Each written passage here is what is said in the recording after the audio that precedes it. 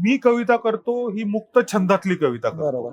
त्याला यमक नाही, काय नाही, काय नाही. माझी आई म्हणते ही कविता नाहीच आहे म्हणून. मला विचाराल तर ती कविता आहे. बरोबर. माझ्या आईला विचाराल तर ती कविता कविता नाही. नाहीये. मग माझी आई कुठेतरी वृत्तबद्ध कविता म्हणजे कविता असं म्हणतीये का हो? तू मुक्त छंदात कविता लिहितोस तर ती कविता आहे का? तर येस, ती नक्की कविता आहे. तुझ्या आईला जे वाटतंय, कारण तिने लहानपणापासून किंवा आम्ही लहानपणापासून ज्या कविता ऐकल्या त्या सगळ्या लईमधल्या कविता होत्या. बरोबर. उदाहरण घ्यायचं झालं तर श्रावण मासी हर्ष मानसी हिरवळ दाटे चोहीकडे क्षणात फिरते सरसर शिरवे क्षणात फिरून येऊन. ही सुंदर कविता ही लईमध्ये आहे. ती हरिभगिनी या वृत्तामध्ये आहे. आपल्याला ते वृत्त माहित नसतं, काही गरज नाही वृत्त माहित असण्याची. कोणतीही लय, कोणतीही चाल हे म्हणजे वृत्त.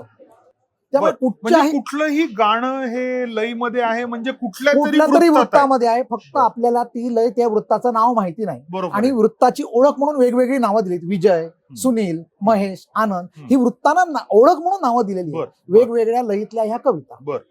इतकेच मला जाताना सरणावर कळले होते मरणाने केली सुटका जगण्याने छळले होते. सुरेश बरोबर.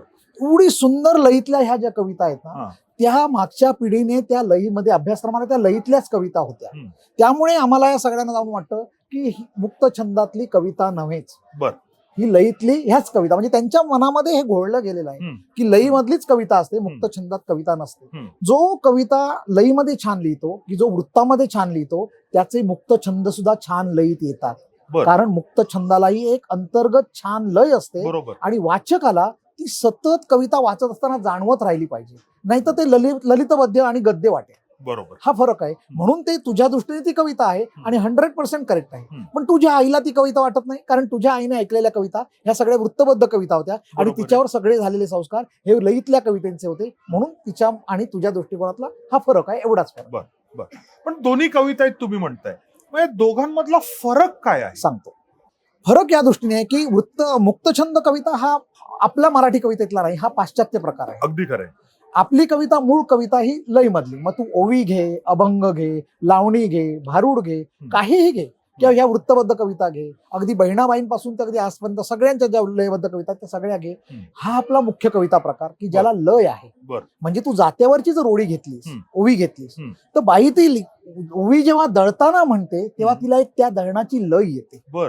त्याच्यामुळे काय होतं, तिचा श्रम परिहार होतो, तिला ती शक्ती आहे ती नाहीशी होते आणि त्या गाण्याच्या जात्याच्या लई बरोबर ती ओवी म्हणते. जात्यावरच्या ओव्या ज्या आहेत ह्या श्रमपरिहारकारक आहेत. जशी शेतात काम करताना कट्ट्यावरती गप्पा मारताना चार मित्र कसे आले, ज्या तशा तिला ज्या लईत मध्ये सुचल्या तशी ती म्हणत गेली. बहिणाबाई अशिक्षित होती. मी त्याच्यावरती येणारच होतो. पण मन वढायासारखं शेतामध्ये राबताना ती जेव्हा कविता म्हणते तिला काहीही माहिती नव्हतं, पण तिला लईचं ज्ञान होतं, तिचा अनुभव गाठीशी होता, त्या बाबतीत आयुष्याचा अनुभव तिच्याकडे होता आणि अभ्यास होता. त्यामुळे ती या सगळ्या अशिक्षित असतानाही कविता लिहू शकली. आणि ह्या सगळ्या लईतल्या कविता होत्या.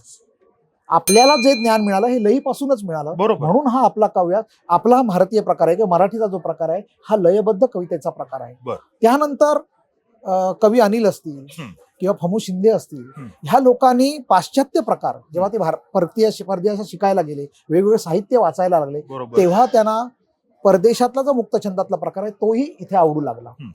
मुक्तछंदाचं एक वैशिष्ट्य काय आहे, चिंतनात्मक गुढगर्भित जेव्हा काही सांगायचं असतं तेव्हा मुक्तछंद हा प्रकार लिहायला सगळ्यात सोपा आणि साधा आहे, समजायलाही सोपा आहे. जे तुम्ही लईमध्ये मांडू शकत नाही, जिथे त्या मर्यादा येतात तिथे मुक्तछंदाचा साधारणतः वापर केला जातो. त्यामुळे मुक्तछंद हा प्रकार चांगला आहे, फक्त तो पाश्चात्य प्रकार आहे. पण त्यामध्ये आत्ताची पिढी जास्ती लिहितानाही आढळते.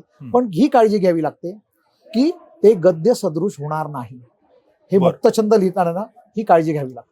ही सिल्वर लाईनिंग कोण ठरवतं कोण ठरवतं याचा वाचकाला माहित पडतं किंवा लिहिणाऱ्याला माहित पडतं की ते गद्य सदृश होत आहे की माझी कविता आहे. कारण ती अंतर्गत लय तिथे जाणवतच राहायला पाहिजे. म्हणजे एक पॅराग्राफ संपला तुमचा की त्याला गुंफत दुसरी ओळ आला पाहिजे, दुसरा पॅराग्राफ आला पाहिजे आणि अशा क्रमवार लय. म्हणजे थोडक्यात सांगायचं तर कुठची ओळ क्रियापदाने संपली नाही पाहिजे.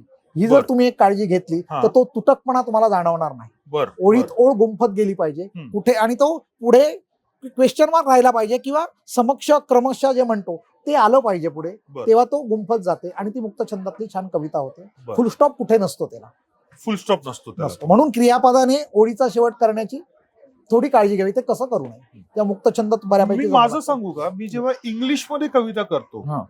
तेव्हा ती मीटर मध्ये असते, ती राईम मध्ये असते, कारण मी शिकतानाच तसं शिकलेलो आहे. शिकले. बरोबर आहे. बरोबर आहे. पण मराठी मी कविता म्हणून कधी शिकलो नाही. ठीक आहे, शाळेत शिकलो पण ते तेवढ्या पुरतच. बरोबर.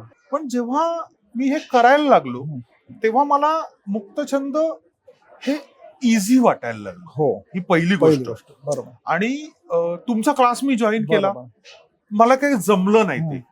त्याचं खरं कारण मी सांगतो तुम्हाला, म्हणजे आपला हा विषय कधी झाला नाही, पण कुठेतरी ती लय, ते मीटर, तो छंद मला कुठेतरी असं बंधन वाटत होतं. बरोबर. आणि कवीला बंधन सहन होणं शक्यच नाही. बरोबर. म्हणून कुठेतरी त्याला फुल स्टॉप न देता कॉमा लावला. बरोबर. आणि होऊ शकतो, ज्याला मुक्तछंदात लिहायची सवय आहे त्याला ते मुक्तछंद लिहिणं आवडू शकतो, त्याच्यातच लिहू शकतो. असं नेसेसरी नाही आहे की तुम्ही मुक्तछंद सोडून वृत्तबद्दल लिहायलाच पाहिजे, असं काही नाही. पण एखाद्या चांगल्या कवीला कवितेच्या सगळ्या प्रकारांमध्ये लिहिता आलं पाहिजे आणि कवितेचे सगळे विषय हाताळता आले पाहिजे, हे माझं प्रामाणिक मत आहे आणि तशा दृष्टीने माझा प्रयत्न असतो.